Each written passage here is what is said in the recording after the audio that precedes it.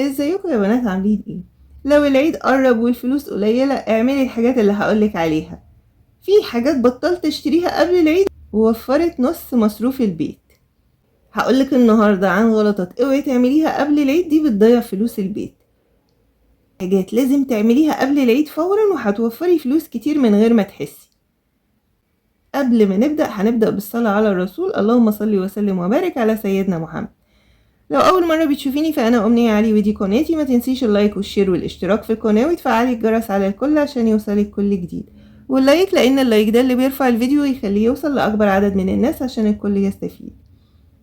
لو العيد قرب وانتي حاسة ان المصاريف كتير والفلوس بتخلص بسرعة وكل يوم تقولي يا رب الشهر يخلص على خير، يبقى الفيديو ده ليكي. النهاردة هقولك على شوية أفكار بسيطة جدا لو عملتيها من دلوقتي هتلاقي نفسك وفرتي مبلغ حلو قبل العيد. هتقولي مفيش وقت، هقولك لأ، في وقت، ومن غير ما تحسي انك حرمتي نفسك كمان ولا حرمتي أولادك من حاجة.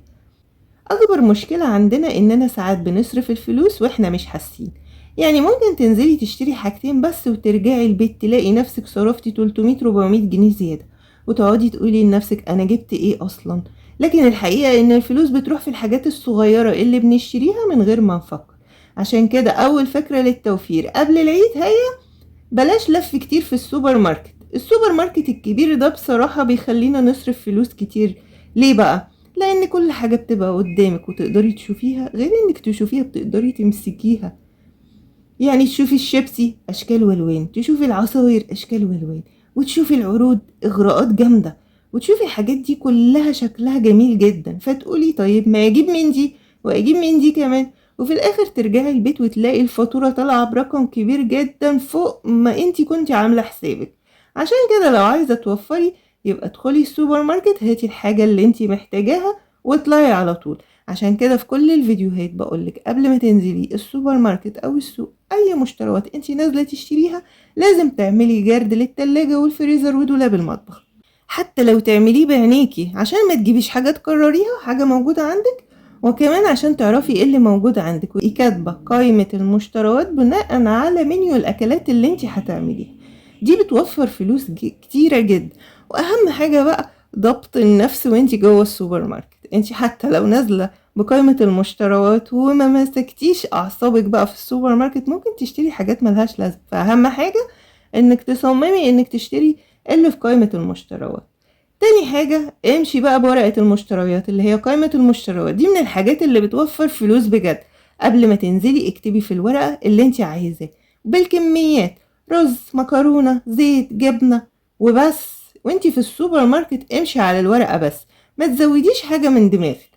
هتستغربي قد ايه الطريقة دي بتوفر فلوس. تالت حاجة على قد الحاجة. في ناس كتير بتشتري كميات لكن الحقيقة ان احيانا الحاجة بتبوظ او بتترمي، فالافضل انك تشتري على قد الحاجة، على قد ما انتي محتاجة.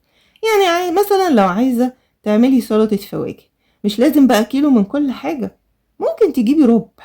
مثلا هتجيبي ربع تفاح وربع موز وربع برتقال وربع كانتالوب او فراولة، كده وفرتي فلوس كتير جدا والفاكهة مش هتبوظ عندك. وعلى فكرة انتي ممكن تعملي كده ممكن من السوبر ماركت والفكاهاني، محدش هيعترض على الربع. حتى الفكاهاني لو اعترض قوليله انا هعمل سلطة فواكه وهاخد منك اكتر من صنف، مش هيقولك لا، كلهم عايزين يبيعوا. رقم 4 بقى المنظفات. مش لازم تبقى غالية، مش لازم اشتري كل انواع مزيل الدهون، مش لازم اشتري كل انواع المعطرات، مش لازم الحاجات دي يا بنات. في ستات كتير بتصرف فلوس كتير جدا على المنظفات لكن في طرق ارخص بكتير. مثلا هنضف البوتاجاز وحاسة ان في بقعة جامدة شوية، ممكن انت عارفة شوية مية سخنين في الكاتل او البراد، ادلقي عليها بس انقعي البقعة، يعني ادلقي على البقعة اللي انت حاسة ان هي بقعة دهون ومش هتطلع بسهولة شوية مية سخنة. على ما تعملي حاجة تشطبي الحوض وتخلصي اللي حواليكي في المطبخ وترجعي لها، هتعمليها كده بليفة المواعين هتلاقيها خلصت خلاص.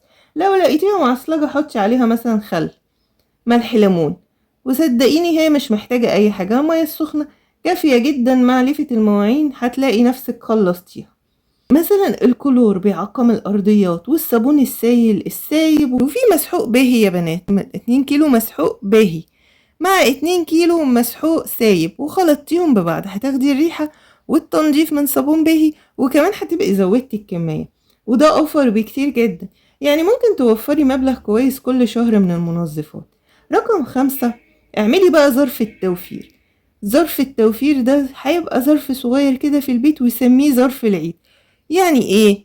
هتقولي فاضل ايام على العيد، هقولك تقدري كل مرة توفري فيها 10 أو 20 جنيه حطيهم في الظرف ده. صدقيني قبل العيد هتتفاجئي انك جمعتي مبلغ حلو، احسن من مفيش. انتي واقفة دلوقتي ما بتعمليش حاجة، فحاولي حتى لو باقي على العيد ايام هتقدري.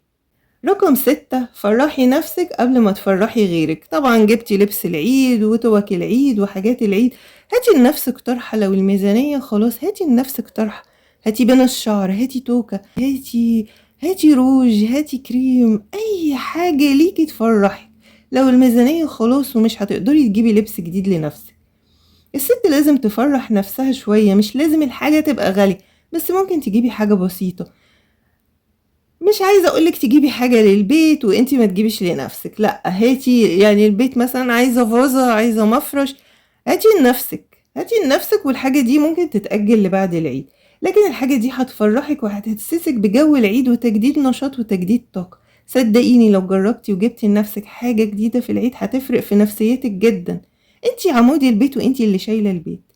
رقم 7، بلاش بقى هوس الشراء. في حاجة اسمها هوس الشراء، يعني تشوفي الحاجة وتشتريها على طول، لكن لازم تسألي نفسك سؤال مهم: هل أنا محتاج الحاجة دي فعلا؟ لو الإجابة لأ سيبيها، ادي نفسك فرصة وانتي في المحل 5 دقايق. صدقيني يعني انتي قررتي مثلا تشتري الورد ده ولنفرض، لفي لفة كده في المحل وانتي بتفكري وبتتفرجي على الحاجة، يعني ما تحسسيش اللي في المحل ان انتي بتفكري بس. انا طب هجيبه احطه فين؟ طب انا عندي بداله، هجيب ليه؟ واللي عندي في البيت هعمل بيه ايه؟ يعني لازم ترتبي افكارك كده قبل ما تاخدي قرار الشراء، حتى لو على حاجة بسيطة. صدقيني دي هتفرق معاكي وفي ميزانيتك كتير جدا. الحاجة البسيطة دي هتلاقي نفسك وفرتي فلوس وفرحتي اولادك ودخلتي العيد وانتي مرتاحة ومن غير ما تستلفي من حد. بصوا بقى يا بنات، انا عايزة اقولكوا على حاجة مهمة جدا يمكن ناس كتير ما تاخدش بالها منها.